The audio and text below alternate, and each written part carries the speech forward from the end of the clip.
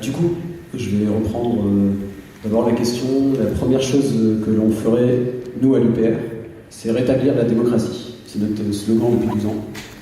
Car en effet, et ça rapproche aussi la dernière question, la crise des Gilets jaunes, c'est une crise écologique, sociale et aussi démocratique.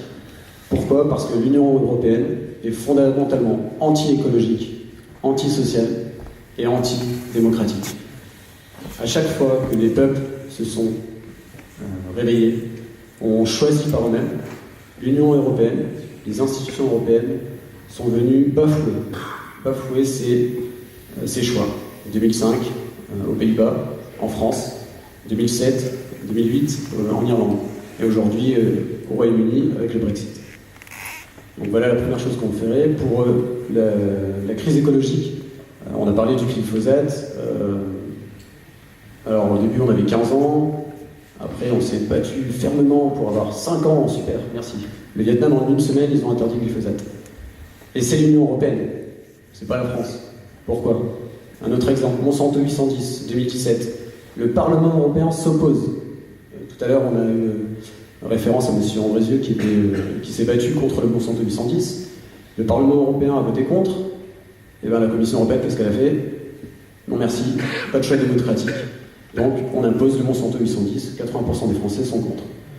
Donc fondamentalement, l'Union européenne, donc ça fait partie aussi du bilan, est antidémocratique, antisociale. Elle détruit nos services publics, donc nos chemins de fer, nos écoles, nos hôpitaux, nos acquis sociaux, durement gagnés par nos parents et nos grands-parents. Et on détruit ce qu'est la France, son héritage de ces grands services publics justement. Et aujourd'hui, moi je suis là, à 28 ans, pour défendre ça. Je défends la mémoire de mon grand-père qui s'est battu en tant qu'ouvrier métallurgiste pour ça.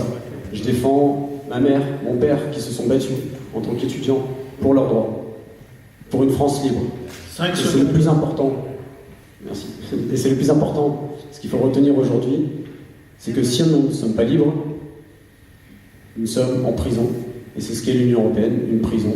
Donc, voter UPR, c'est rétablir la démocratie et se libérer de cette prison.